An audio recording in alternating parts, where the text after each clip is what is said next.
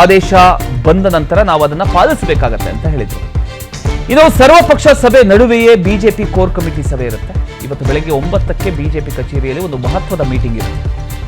BJP ರಾಜ್ಯಾಧ್ಯಕ್ಷ ವಿಜಯೇಂದ್ರ ಹಾಗೂ R Ashok ನೇತೃತ್ವದಲ್ಲಿ ಈ ಒಂದು ಸಭೆ ಇರುತ್ತೆ.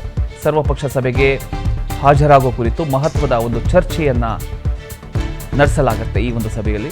ಸದ್ಯ ಸರ್ವಪಕ್ಷ ಸಭೆಗೆ ಹೋಗಬಾರ್ದು ಅಂತ ತೀರ್ಮಾನ ಮಾಡಿಕೊಂಡಿದ್ದಾರೆ ಅನ್ನುವಂಥ ಒಂದು ವಿಚಾರ ಗೊತ್ತಾಗ್ತಾ ಇದೆ. ಸರ್ಕಾರ ಕಾವೇರಿ ವಿಚಾರದಲ್ಲಿ ವಿಫಲ ಅಂತ ಬಿಜೆಪಿ ಹೇಳ್ತಾ ಇದೆ. ಇಂದಿನ ಸಿಎಂ ನೇತೃತ್ವದ ಸರ್ವಪಕ್ಷ ಸಭೆಗೆ ಬಿಜೆಪಿ ಬಹಿಷ್ಕಾರ ಹಾಕತ್ತಾಗಿದ್ರೆ ಕೋರ್ ಕಮಿಟಿಯ ಎಲ್ಲ ಸದಸ್ಯರುಗಳಿಗೆ ಹಾಜರಾಗೋದಕ್ಕೆ ಸೂಚನೆಯನ್ನ ನೀಡಲಾಗಿದೆ. ಸೊ 9 ಗಂಟೆಗೆ ಈಗ ಬಿಜೆಪಿ ಮೀಟಿಂಗ್ ಇರುತ್ತೆ. ಅಲ್ಲಿ ಎಲ್ಲರೂ ಕೂಡ ಭಾಗಿಯಾಗ್ತಾರೆ. ಆರ್ ಅಶೋಕ್ ಹಾಗೂ ವಿಜಯೇಂದ್ರ ಅವರ ನೇತೃತ್ವದಲ್ಲಿ ಈ ಒಂದು ಸಭೆ ನಡೆಯುತ್ತೆ. ಈ ಒಂದು ಸಭೆಯ ಉದ್ದೇಶ ಏನಪ್ಪ ಅಂತ ಹೇಳಿದ್ರೆ 11 ಗಂಟೆಗೆ ನಡೆಯುವಂಥ ಸರ್ವಪಕ್ಷ ಸಭೆ ಏನಿದೆ ಆ ಒಂದು ಸರ್ವಪಕ್ಷ ಸಭೆಗೆ ನಾವು ಹೋಗ್ಬೇಕಾ ಬೇಡವಾ, ನಮ್ಮ ತೀರ್ಮಾನ ಯಾವ ರೀತಿ ಇರಬೇಕು, ನಾವು ಬಹಿಷ್ಕಾರ ಹಾಕಬೇಕಾ ಅಥವಾ ನಾವು ಕೂಡ ಆ ಒಂದು ಸಭೆಯಲ್ಲಿ ಭಾಗಿಯಾಗಿ ಚರ್ಚೆಯನ್ನ ನಡೆಸಿ ಇದಕ್ಕೆ ಫುಲ್ ಸ್ಟಾಪ್ ಹಾಕುವಂತ ಕೆಲಸಗಳನ್ನ ಮಾಡಬೇಕಾ, ಈ ಒಂದು ವಿಚಾರಕ್ಕೆ ಸಂಬಂಧಪಟ್ಟ ಹಾಗೆ 9 ಗಂಟೆಗೆ ಆರ್ ಅಶೋಕ್ ಹಾಗೂ ವಿಜಯೇಂದ್ರ ಅವರ ನೇತೃತ್ವದಲ್ಲಿ ಒಂದು ಮೀಟಿಂಗ್ ಆಗತ್ತೆ. ಈ ಮೀಟಿಂಗ್ ಆದ ನಂತರ ಒಂದು ಫೈನಲ್ ತೀರ್ಮಾನಕ್ಕೆ ಬರ್ತಾರೆ. ಬೈ ಚಾನ್ಸ್ ಎಲ್ಲರೂ ಸೇರ್ಕೊಂಡು ಆಯ್ತು ಹೋಗೋಣ, ಅವರು ಕೂಡ ಇನ್ವೈಟ್ ಮಾಡಿದ್ದಾರೆ, ಸೊ ನಾವು ಕೂಡ ಭಾಗಿಯಾಗೋಣ ಆ ಒಂದು ಸರ್ವಪಕ್ಷ ಸಭೆಯಲ್ಲಿ ಅಂತ ಎಲ್ಲರೂ ಡಿಸೈಡ್ ಮಾಡಿದ್ರೆ ಎಲ್ಲರೂ ಕೂಡ ಯಾರ್ಯಾರು ಹೋಗಬೇಕು ಆ ಒಂದು ಸಭೆಗೆ ಎಲ್ಲರೂ ಕೂಡ ಹೋಗ್ತಾರೆ. ಸಿಎಂ ನೇತೃತ್ವದಲ್ಲಿ ಆ ಒಂದು ಸಭೆ ನಡೆಯುತ್ತೆ. ಆ ಒಂದು ಸಭೆಯಲ್ಲಿ ಈಗ HD ಕುಮಾರಸ್ವಾಮಿ ಅವರು ಆಗಮಿಸ್ತೀವಿ ಅಂತ ಹೇಳ್ತಾ ಇದ್ದಾರೆ.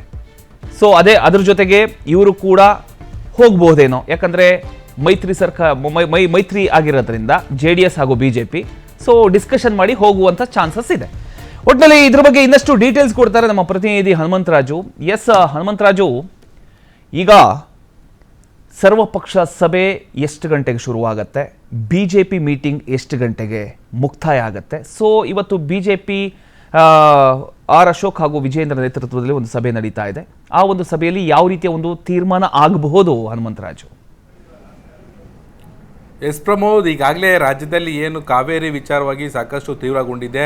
ಏನು ಸುಪ್ರೀಂ ಕೋರ್ಟ್ ಏನು ಈಗಾಗಲೇ ಆದೇಶ ಬಂದಿದೆ ತಮಿಳುನಾಡಿಗೆ ಈಗಾಗಲೇ ರಾಜ್ಯದಿಂದ ನೀರು ಬಿಡಬೇಕು ಅಂತೇಳಿ. ಈ ವಿಚಾರವಾಗಿ ಏನು ರಾಜ್ಯ ಸರ್ಕಾರ ಈಗಾಗಲೇ ಏನು ಸರ್ವಪಕ್ಷಗಳ ಸಭೆಯನ್ನು ಕೂಡ ಇಂದು 11 ಗಂಟೆಗೆ ಕರೆದಿದೆ. ಇದಕ್ಕೆ ಸಂಬಂಧಪಟ್ಟಂತೆ ಈಗಾಗಲೇ ಕೂಡ ಏನು BJP ಹಾಗೂ JDS ನಾಯಕರಿಗೂ ಕೂಡ ಈಗಾಗಲೇ ಆಹ್ವಾನ ಕೂಡ ಬರಲಾಗಿದೆ. ಆದರೆ ಈಗಾಗಲೇ BJP ಏನು ನಾಯಕರು ಕೂಡ ಏನು ಸರ್ಕಾರ ಕರೆದಿರುವ ಸರ್ವಪಕ್ಷ ಸಭೆಗೆ ಹೋಗಬಾರ್ದು ಅಂತೇಳಿ ಈಗಾಗಲೇ ತೀರ್ಮಾನ ಕೂಡ ಕೈಗೊಳ್ಳೋ ಸಾಧ್ಯತೆ ಕೂಡ ಇದೆ. ಈ ನಿಟ್ಟಿನಲ್ಲಿ ಈಗಾಗಲೇ ಏನು ಬಿಜೆಪಿಯ ಏನು ರಾಜ್ಯಾಧ್ಯಕ್ಷ ವಿಜಯೇಂದ್ರ ಅವರ ನೇತೃತ್ವದಲ್ಲಿ ಕೋರ್ ಕಮಿಟಿ ಮೀಟಿಂಗ್ ಕೂಡ ಈಗಾಗಲೇ 9 ಗಂಟೆಗೆ ನಡೆಯಲಿದೆ. ಈ ಕೋರ್ ಕಮಿಟಿ ಮೀಟಿಂಗ್ನಲ್ಲಿ ಏನು ಪ್ರಮುಖ ನಾಯಕರಾದಂಥ ಸದಾನಂದ ಗೌಡರು, ಆರ್ ಅಶೋಕ್, ವಿಜಯೇಂದ್ರ ಸೇರಿದಂತೆ ಪ್ರಮುಖ ನಾಯಕರು ಕೂಡ ಭಾಗವಹಿಸಲಿದ್ದಾರೆ. ಈಗಾಗಲೇ ರಾಜ್ಯ ಸರ್ಕಾರ ತಮಿಳುನಾಡಿಗೆ ನೀರು ಬಿಡ್ತಾ ಇದೆ. ಅದಾದ ನಂತರದಲ್ಲಿ ಇವರು ಯಾವ ರೀತಿ ಹೋರಾಟ ಮಾಡ್ತಾರೆ ಅಂತೇಳಿ ಸರ್ಕಾರವನ್ನು ಇಕ್ಕಟ್ಟಿಗೆ ಸಿಲುಕಿಸುವಂಥ ಏನು ತಂತ್ರದಲ್ಲಿ ಕೂಡ ರಾಜ್ಯ ನಾಯಕರು ಬಿಜೆಪಿ ರಾಜ್ಯ ನಾಯಕರು ಕೂಡ ಮುಂದಾಗಿದ್ದಾರೆ.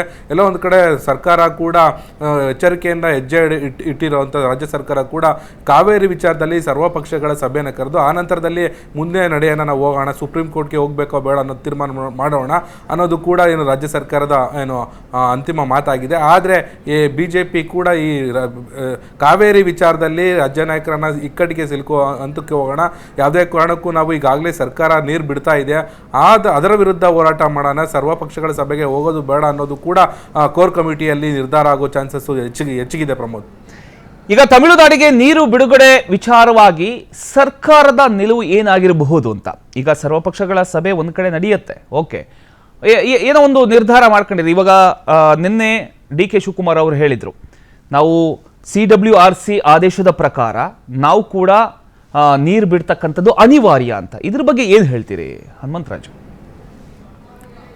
ಪ್ರಮೋದ್, ಈಗಾಗಲೇ ಸರ್ಕಾರ ಕೂಡ ಒಂದು ತೀರ್ಮಾನಕ್ಕೆ ಬಂದಿರೋ ಹಂತಕ್ಕೂ ತಲುಪಿದೆ. ಈಗಾಗಲೇ ಏನು ರಾಜ್ಯದ ಹಲವಾರು ಜಲಾಶಯಗಳು ಕೂಡ ಭರ್ತಿ ಆಗೋ ಹಂತಕ್ಕೂ ಕೂಡ ತಲುಪಿರೋದ್ರಿಂದ ನಾವು ನೀರನ್ನು ಹಿಡಿದಿಟ್ಟಕ್ಕಾಗೋದಿಲ್ಲ ಅಂತ ಕೇಳಿ ನಿನ್ನೆ ಡಿ ಕೆ ಶಿವಕುಮಾರ್ ಅವರು ಕೂಡ ಪ್ರತಿಕ್ರಿಯೆಯನ್ನು ನೀಡಿದರು.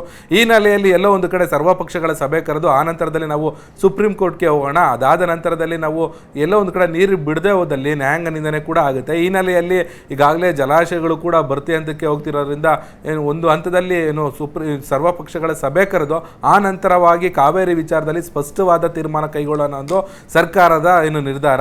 ಈ ಹಿನ್ನೆಲೆಯಲ್ಲಿ ಬಿಜೆಪಿ ಹಾಗೂ JDS ನಾಯಕರು ಸಭೆಗೆ ಹೋಗ್ತಾರಾ ಹೋಗಲ್ವಾ ಅನ್ನೋದು ಕೂಡ ಒಂದು ಮಹತ್ವವಾದ ಬೆಳವಣಿಗೆ ಆಗಿದೆ. ಒಂದು ವೇಳೆ ಏನಾದರೂ ಈ ಇಬ್ಬರು ಏನು ಬಿಜೆಪಿ ಹಾಗೂ JDS ನಾಯಕರು ಹೋಗ್ಲಿಲ್ಲ ಅಂತ ಅನ್ನೋದೇ ಆದರೆ ಈಗಾಗಲೇ ಜಲಾಶಯದಲ್ಲೂ ಕೂಡ ನೀರು ಭರ್ತಿ ಆಗುತ್ತಿರೋದ್ರಿಂದ ಬಹುತೇಕವಾಗಿ ತಮಿಳುನಾಡಿಗೆ ನೀರು ಹರಿಸುವ ಕಾರ್ಯಕ್ಕೂ ಕೂಡ ಸರ್ಕಾರ ಮುಂದಾಗ್ಬೋದು ಅನ್ನೋದು ಸಾಧ್ಯತೆ ಇದೆ. ಪ್ರಮೋದ್, ಥ್ಯಾಂಕ್ ಯು ನಿಮ್ಮಲ್ಲ ಮಾಹಿತಿಗಾಗಿ ಹನುಮಂತರಾಜು.